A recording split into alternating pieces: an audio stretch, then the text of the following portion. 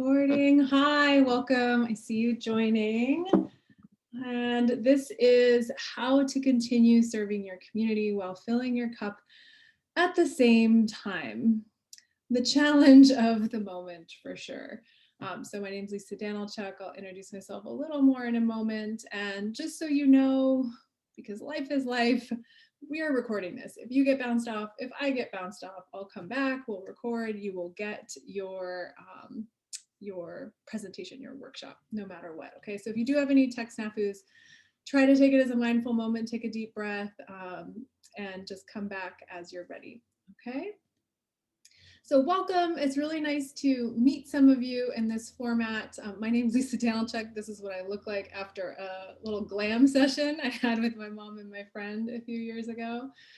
And I am a licensed marriage and family therapist in California. Some of you know me very well. Some of you are new.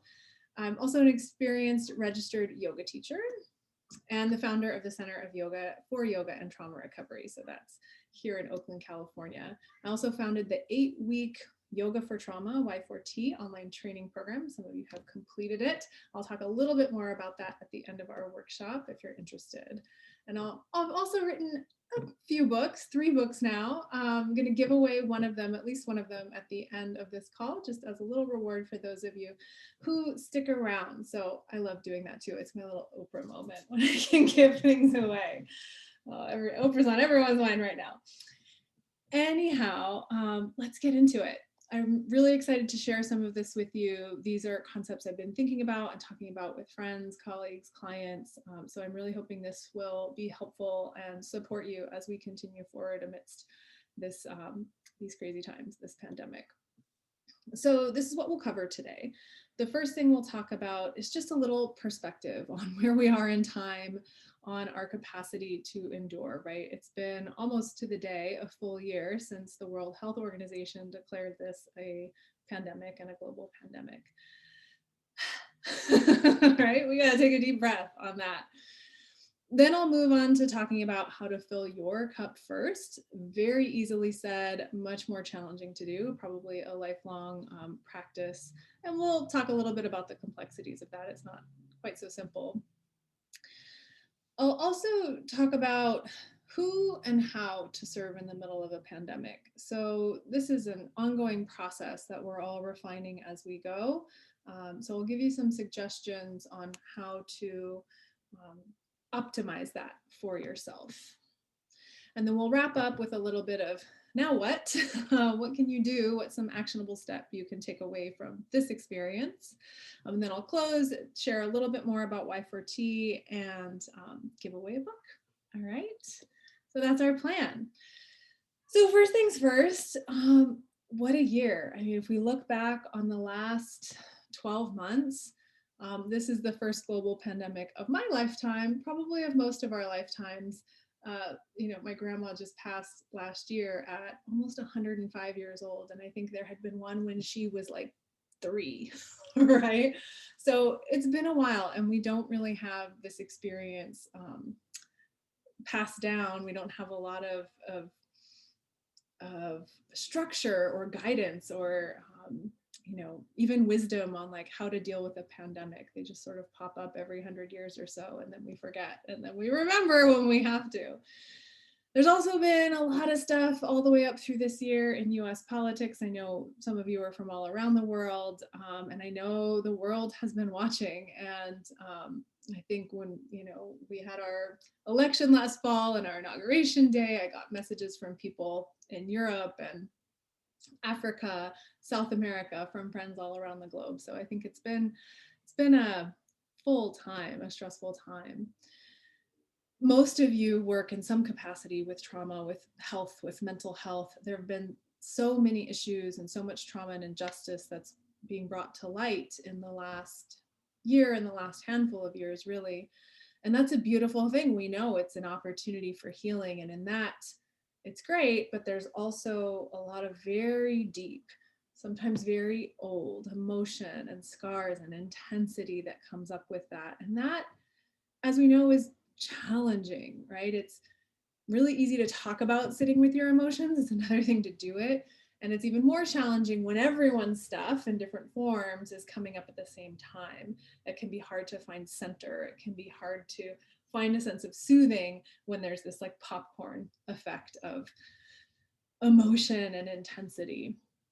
And if that's not enough, we've had climate change challenges, fires throughout the west coast of the States, and Australia too, not very long ago, freezes in Texas, and all kinds of more things. So some of those are par for the course, you know, earthquakes happen, things like that, but some of them are new and there's a different flavor. So there's this element of us having to adapt, right? And having to really respond to this. Don't worry, there's only one more point on this slide because I know you know this stuff is hard, but I just want to validate like all this stuff is happening and we're living through it. We've shifted to connecting largely online, and I love that we have this format. But we also go for our social needs. Many of us are going more towards social media, which can also be fraught because of, like I said earlier, there's a lot of intensity and sort of wounds coming to light, and a lot of people are processing there, and there's a lot of opinions and statements and challenges, and it's just a more challenging place to hash out that intense stuff, right? And there's tons of studies on, while there are many benefits of social media, there are also many challenges. They can make us, you know, more confirmed in our own ways of thinking rather than broadening how we're thinking. And then it can also be kind of a comparison thing where we're in our own complicated life and we look and we think everyone else's life is so amazing because they have so many pictures and, you know, smiles. And it's easy to fall into that trap, even if we're aware of it. So what a year, right? We're all going through this and we've all been through this, maybe not in the exact same way and not with the same resources, but it's a shared experience, right? It's a shared impact. So this is my little offering to say, I think we all deserve more than one medal. We deserve like 8,000 medals for having made it through these last 12 months. And we're not getting that, but let's just pretend I'm giving it to you right now. I'm going to take this little Boston Marathon medal and send it through the screen so that you can put it on and feel, oh, I'm so proud of myself for making it through this year. I don't know, Megan, if you're on this call, but this is Megan. I'm going to talk a little bit about her later and share some just highlights of her experience and her story. But I actually ran the Boston Marathon in her honor. She won't let me say for her, in her honor in 2019. And it, you know, any of you who've run a 5K or down the block, like it's hard. It's hard work. And the medal at the end really motivates us. So one of the challenges right now is we don't know when the end is. So I'm going to talk a little bit about that as we go as well. So here's your medal. All right. And Megan's just fabulous. I wish we could all get together in a retreat or in a room right now. And oh, we will one day. Okay. So let's talk about this concept of you first, right? Many of you are in the yoga world, in the mental health world. You're providing for other people's needs in some capacity. Some of you are massage therapists or Reiki professionals or allied health professionals. You're in the medical world as well, which has its own, you know, mental and physical health have been taxed pretty intensely this past year. So as a health provider, how do you even do that? How do you meet your own needs? One of the best recommendations I can give right now is to think about resourcing. What supports you, what gives you energy, what helps you through your day, what helps you moment to moment. And to think of this time in life and in the world as an opportunity to just practice resourcing. I can resource myself right now.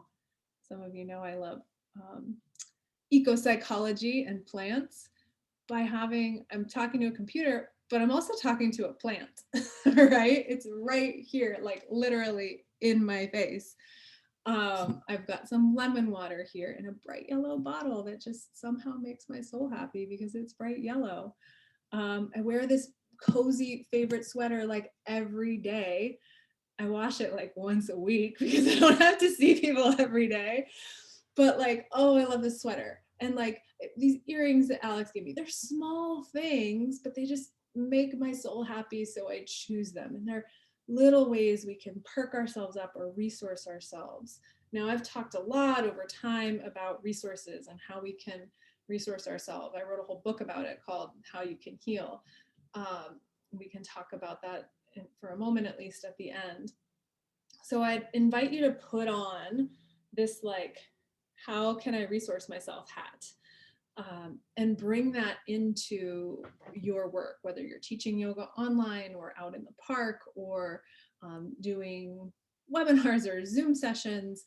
Just thinking about how you can resource yourself. Something I've done that I don't have right now, I almost want to like look in my drawer for a little unicorn sticker, is put like a little unicorn sticker next to the camera, so that one, you look at the camera, but also so that you smile when you see it, so that you see some of the sparkle of the people on the other end of the line, even when you can't see their faces, right?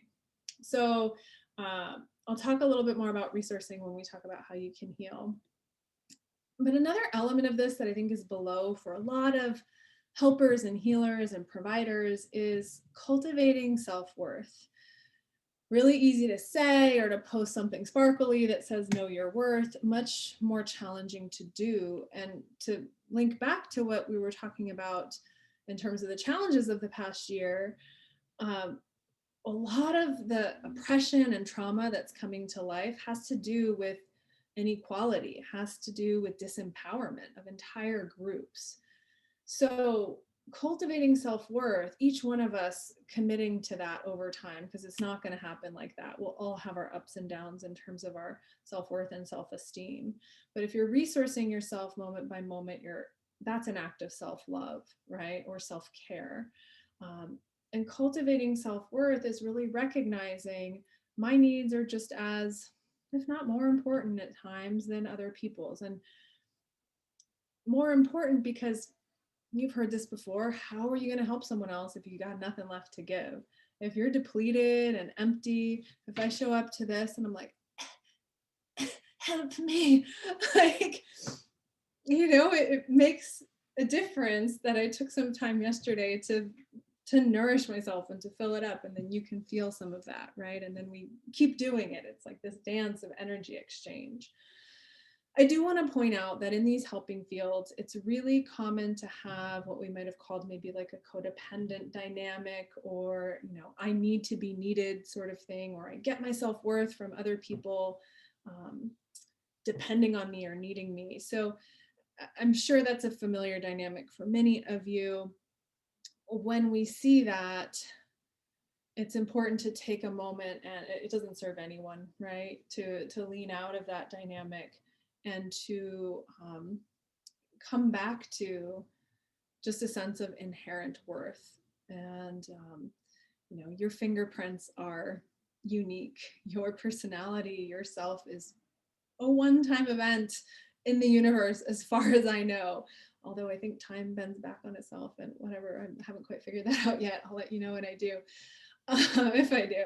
But you get what I'm saying, right? Like there's something really amazing about you. And I don't know why, but it's so hard for us to recognize that in ourselves. So one way to do that is to think about people you really love. Like maybe you have a kid in your life or a pet that you're just like, oh, you're so incredible. And to remember that when we feel small in the world, like, oh, I'm just one person, we can really be the world to someone else or to our friends. So coming back to those close relationships we do have, even if we're not spending physical time together, and recognizing how you feel about the people you love can help you reflexively come back to go, oh wow, I'm like that too. I'm that valuable as well. So another way to come back to resourcing and another way to express this worth and love is to ask and answer the question, what do I need right now? Now, some of you have heard me say this before. I always come back to, what do you need right now? What do I need right now? And when we take a moment to pause, and I encourage you to do that right now, ask yourself what you need right now. It might be something as simple as leaning away from the screen, taking a shoulder roll, a big exhale, hugging your knees to your chest. There's kind of infinite answers to this.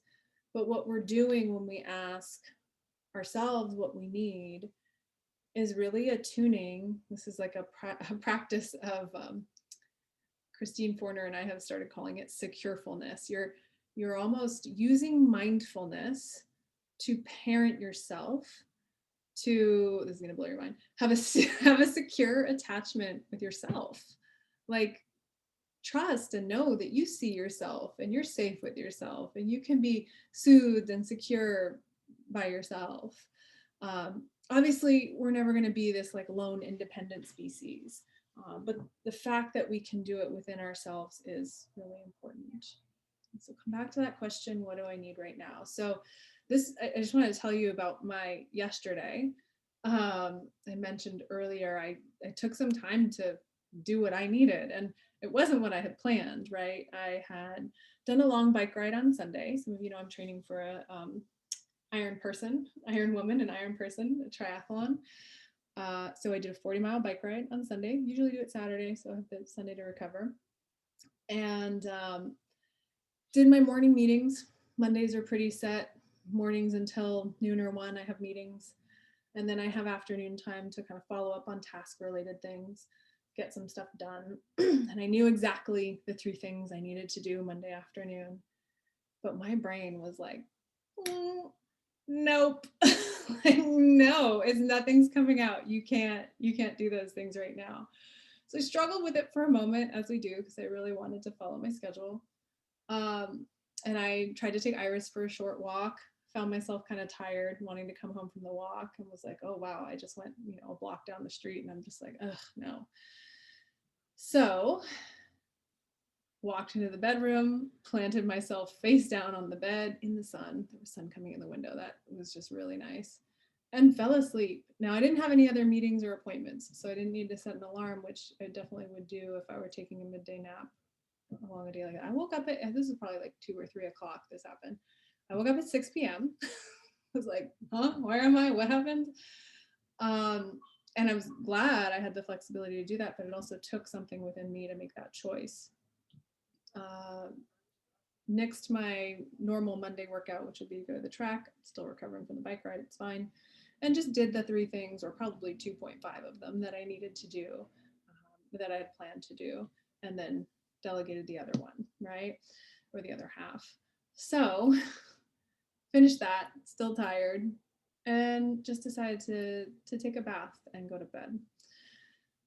Not super extravagant, but some of you know, challenging in those moments to make a decision to plant yourself face down in the bed. So if that's what you need right now, I encourage you to do it. So let's move on and talk a little more about how to serve in the middle of a pandemic, right? Filling yourself up before you go out and pour everything out tends to be a good idea. We also really need to be aware that there's a lot more trauma now. Now, it's hard to like quantify and measure trauma, right? How much trauma is there in the world? But I think it's safe to say a year, 14 months ago, there were a lot of people alive who are not alive anymore. And that's tragic, right? And every person, many of you and myself included, have lost someone close to you. So you know how big that is. Just one person passing impacts layers of people around. So that trauma from grief, absolutely more present than it was. More people have died because of COVID. So that's there. Also, and I talked about this early in the pandemic, just having this constant threat of illness around us, like that puts on our threat response system, right? We're afraid of getting ourselves sick. We're afraid of harming people we love. And there's that element of fear there. So there's a heightened amount of, level of, we can say, trauma and trauma responses out in the world right now. With that, there's not necessarily much more awareness of how to address it, right? I'm trying to change that. You're trying to change that probably too. But there's a need in that, right? There's a need to understand trauma. There's a need to understand healing. There's a need for support, right? Across the globe, there's no area that's untouched. People need support right now, and we need each other more than ever. And we have to be creative about how we do that, but it's possible to support each other even as we continue forward with this pandemic, right? So I want to remind you that people need you. They need your support. They need your skills, your unique way that you communicate and that you offer health and healing services, whatever those are. And even just having a relationship with someone, having a loving or positive or supportive relationship with someone, that's so valuable right now. Checking in on someone who feels fine, sending a text to someone you think they're fine, but you just want to say, hey, how you doing? I was thinking of you. Those things are gold right now. And business is really a way to deliver what people need while supporting yourself financially. So I know this one gets harder in sort of spiritual communities, or we want to just help and give, but that's not a balanced dynamic, right? So if you grew up in a way kind of like I did, where business seemed like, you know, greasy or grimy or sleazy or whatever, I encourage you to shift your thinking to the, business is a way we communicate who we are and what we love and how we love and who we love, and we can send love through whatever our offering, our service, our product, whatever that is. So I think this is a shift that's happening really on a global level, that we're really seeing business more in this light, and I encourage you to see it that way too. So people need support, and they probably need yours. And I know for, some mental health professionals are like, I know I'm getting all these referral requests and I'm swamped and I'm doing 40 hours of Zoom a week, and that can be too much. And so that's where we go back into the like, okay, fill your cup first, boundaries side of the equation. But let's talk a little bit about, okay, there's all these people out there that need help. Well, who should I help? And I always come back to you as a person, as a soul. What service fulfills your heart the most? Is it pumping people's gas so they don't have to touch the gas pump? Is it making food? Is it supporting people in learning about nutrition, naturopathy? Is it chiropractic? Are you a medical provider? Are you a counselor, a mental health provider? Do you know a lot about yoga and breath work and you're passionate about sharing that? So I'd encourage you to get really specific. And if you're in a safe place to do this, even write it down right now or send a text to yourself, make a note to yourself, and answer that question. What service fulfills your heart the most? I can talk forever about trauma and trauma recovery. Like, how do we do it? What are our approaches? How do we resource? Right? So that actually brings me energy when I'm in that space. Now, it depends a little bit on the setting and the dynamic, of course. So I can be specific about that. But once we know, oh, I could just do this forever, I love it, that's a good indicator, right? You've struck some gold, even some gold flakes there. And then just acknowledge that like this might change. It's definitely changed for me over time and evolved. And that pruning is a part of growth. So some of you are maybe offering a ton of services to a ton of people, or you're feeling burnt out, or you have way too many clients to be sustainable. Pruning is a part of growth for everyone. So there are times where we need to hone and we need to let go a little bit in order to move forward. That can be hard business wise, even financial wise. I know some of you are probably dealing with, um, loss of income or loss of job, and some people are extra employed while some people are unemployed. It can be scary to prune in the middle of uncertain times, in the middle of a pandemic, but pruning is a part of growth. And while there's usually initially a little bit of space, we can use that wisely, there's often much more generativity after the fact. So I want to just give a brief story about Megan, and she's given me permission to share some of the gems of what she's been through. So Megan lives in Boston, not anymore, but lived in the Boston area, ran the Boston Marathon the year of the bombing, was on the finish line when it happened, was a physical therapist at the time. And she really had a lot of PTSD, obviously, because of that experience. It was really traumatic. And in the wake of that, she was teaching yoga and sharing yoga with other people. And she's even offered a training for the Y4T group that I host on being in good hands. She started to do hands-on work with trauma survivors, which many of you know is tricky, right? That's a challenging sort of demographic, but it's also very needed for a number of reasons I won't get into right now. But she found this way to use her skills in physical therapy and touch to just offer supportive hands-on touch to people who had been through trauma, types of trauma where they really needed that connection. So this is a place where her experience of PTSD changed her career, right, and that trajectory. But she also found a way to serve with heart and authenticity and to pivot her skills in a way that integrated her life experience, right? So again, Megan, she's so amazing. She's in the Y4T group. Those of you in there, you can tag her or find her in there. So let's talk a little bit about who to serve in the middle of a pandemic. We know connection is deeply fulfilling. I'm going to talk a little bit in a moment about Noreen. And when I say reach out to your growing community, I know some of you are like, my community is shrinking. It's just me and my cat. I've seen from this kind of bird's eye view in the yoga and trauma world that so many people feel like I'm alone, I'm the only one doing this. And I always tell them, like, not for long. It's not going to be long before there's someone else nearby, or you start to find community around it. So we might have to plug in our hearts through a screen. That's okay for now. So Noreen, who did the Y4T training and the advanced training program, she's in Manila. And she was wanting to teach trauma-informed yoga, but just felt like the culture was not going to receive it, right? Like, people don't say trauma, we don't talk about mental health. And over the process of kind of working with this, she decided to just offer a Zoom training to share what she was learning and thinking about with her local community. And even amidst this pandemic, ended up connecting with teachers nearby who were curious about trauma-informed yoga, who wanted to know about it.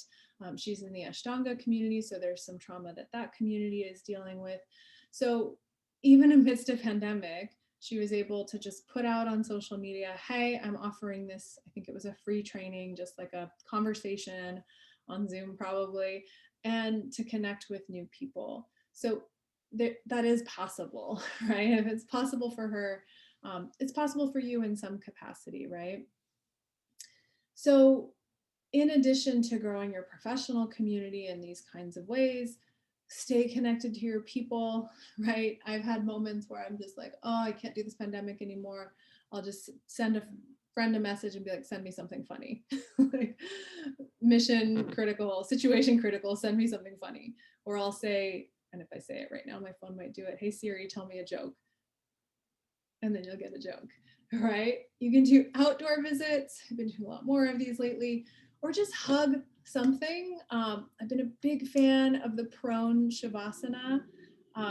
So just laying down on a bolster, getting that frontal contact with your body, imagining a person. Sometimes if I'm doing an outdoor visit, say my parents are there and me and Alex are visiting, I'll turn and hug Alex before we say goodbye, because it just completes that, somatic impulse to embrace someone before you leave.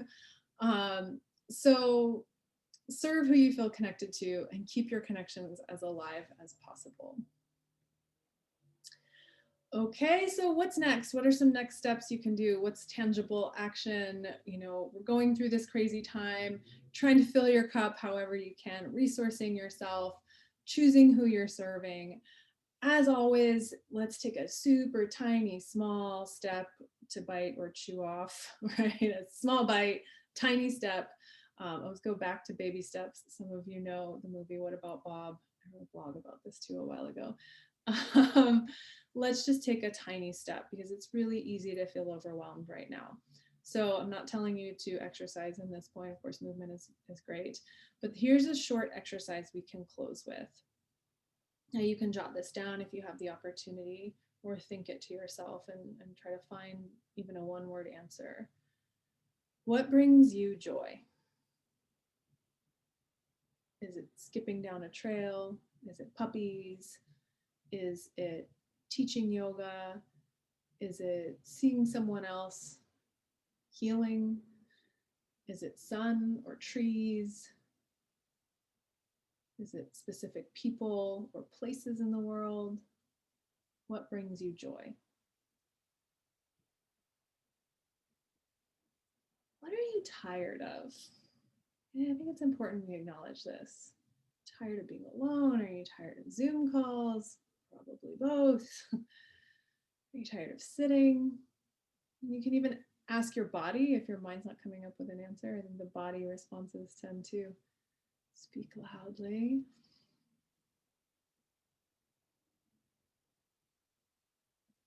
And last but not least, what has the most meaning in your life right now? Is it your family? Is there some aspect of your work? Maybe a child, maybe a cause. What does your heart feel really connected to? And you can even place your hand there and kind of tune in to see where you feel called. And you can always come back to these. These are great writing prompts, journaling questions. You could, go for 10 minutes and just, what brings me joy is la la la. What I'm tired of is la la la. What has the most meaning? And you could repeat, and get deeper and deeper. So I want to close with a practice that I've mentioned before in other workshops called Tonglen.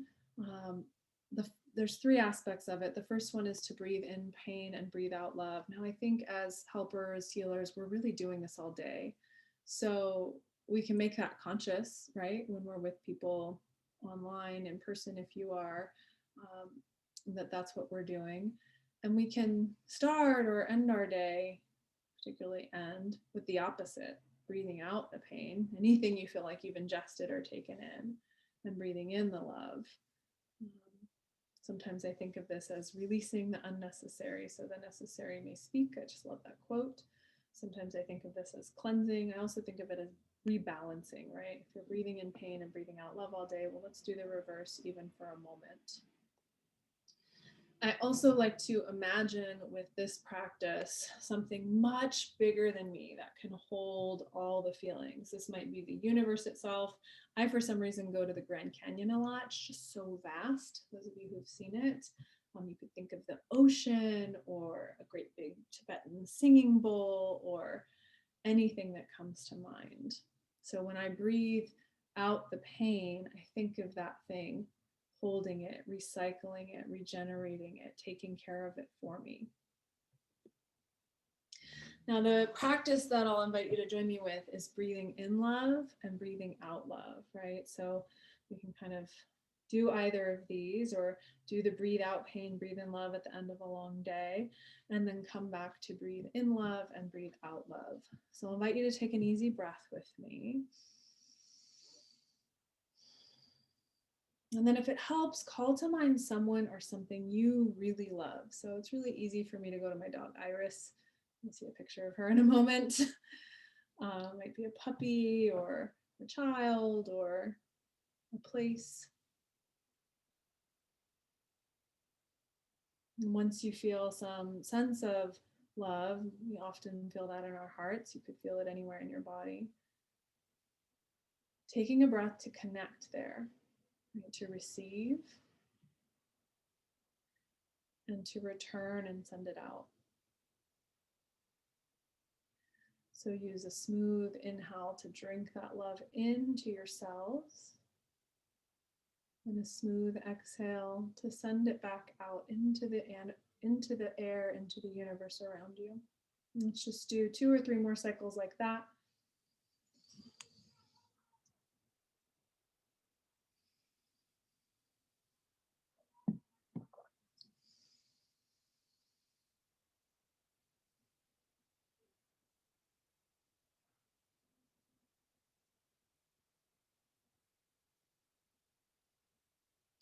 Something so cool just happened. It reminds me of when Alex and I met, and I was in Bali and he was here for like a month, and we were just texting the whole time, where you have this like shared experience of love, even though you're really far away. I swear I could feel some of you right now, maybe all of you. It's a really beautiful feeling. So thank you for any amount that you did participating in that practice. So we're going a few minutes over. As we do, I'll wrap up soon. Just want to review. This shit's crazy. Like, this last year is so extra, and I just want to validate that. It's a lot. We've also had so much time just to sit with ourselves and to have our own stuff come up, even if it weren't being triggered by the outside. It's this process of depth, of deepening that's happened. So I want to remind you to Practice securefulness, mindfulness that is attending to your own needs. Identify and tend to your needs moment to moment as much as you can. Just be responsive with yourself. Also, serve who you feel most called to. That's where there's going to be most power and connection. This can be online, it can be offline, it can be outside. We are going to need to be creative for a little bit of time here, but I know things are changing in many places in the world. So if there is some more opportunity for in-person connection that you can do safely, I encourage you to do that. And then whatever it is, maybe you have this idea that you're really pruning and you want to help people who are grieving. Maybe you want to help people who are grieving something other than COVID, right? Because people are still living and dying as normal. Whatever that call is, let's just take a tiny step there. It might be something like sharing a social media post that you're interested in it, or offering, a first freebie or something where you're just exploring it and trying it on. Something that feels like a positive direction. That can build so much momentum for us, and that momentum is energizing, right? Sometimes I think we're tired because we're not doing things, right? We're just like stuck. We're like, where can all this energy go? All right, so just a moment. I'm going to share a few things with you. The recording will come soon as we can upload it to the website. There's also a blog post I wrote, and I read this earlier today. It's called Life is Like an Ultra Marathon. Here's how you can accomplish ridiculous things. But everything I wrote about in there applies to this last year, because it's been, like I said, a marathon, ultra marathon. It's like an ultra marathon without a finish line. So we deserve all the medals.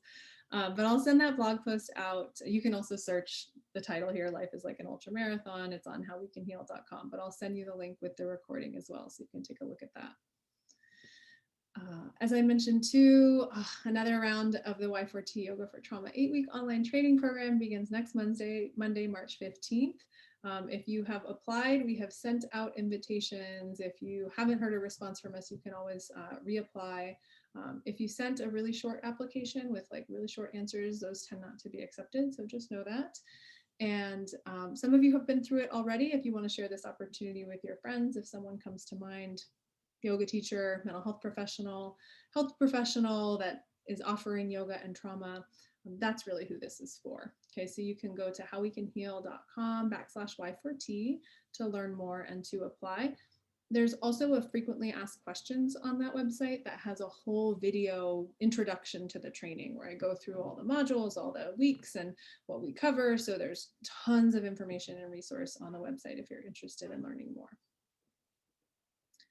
Dun, dun, dun, dun, dun, dun, dun, dun, dun, dun, dun. Time to give away my book. Time to give away my book. I won't make you listen to the rest of that. Okay, so I'm going to give away a copy of Yoga for Trauma Recovery. It's my most recent book, baby. I'm really excited to send it out into the world. There's a foreword by Patricia Walden. She's an Iyengar yoga teacher, for those of you who aren't familiar with her. So I have a number in my head. I'm going to pick that number, put your name into the chat. There's a little Q&A box either at the bottom or at the top. If you put your name in, I will pick someone to win Yoga for Trauma Recovery.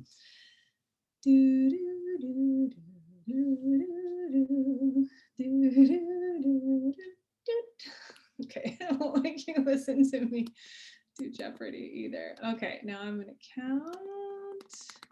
I'm going to go back up. Oh, I always have scrolling issues. Alicia Patrice, congratulations. You win a copy of Yoga for Trauma Recovery. So this is confidential, the Q&A box. I'm not going to make it so everyone can see. Best thing to do would be just to write your address in there and send it to me. You can also email y4t@howwecanheal.com and we will send you your copy. Now, everyone else in here, because I love having Oprah moments and I don't want anyone to go away empty-handed, and I so appreciate you hanging out with me this whole time, I'm going to send you all a copy of How You Can Heal. I mentioned earlier, this is a book that's just a strength-based resource guide for trauma recovery. So it talks actually very little about trauma itself and is more about just all the ways we can support ourselves when we're feeling really challenged. So I should have your email address from when you registered, but just in case, to make sure you get it, put your email address in the Q&A. Again, it'll be confidential. Other people won't be able to see it, but put your email address in and I'll make sure to send you a copy of How We Can Heal. All right. So thank you all so much for being here. I want to end by reminding you just to take care of each other. Here's me and Iris, who I mentioned earlier. See, I'm wearing the same cozy thing and another pair of my favorite earrings. This was like last April. It's so funny, I've been wearing it that long. If you can't be with other people, be with your pets, be together in any way you can. Self-care is obviously only part of the equation. We're really also interconnected, and that connection can be so rewarding. So however you can get it, I encourage you to snuggle and have your ventral vagal moments. Some of you know what I'm talking about. All right, so thank you so much again for being here. I want to send you a lot of love and thank you so much for your time, your attention, and just for being who you are in the world and being someone who's helping us all along. All right, so I will end my share and give you my full face to say goodbye. There we go. Bye, everybody. Thanks again for being here. Sending you lots of love.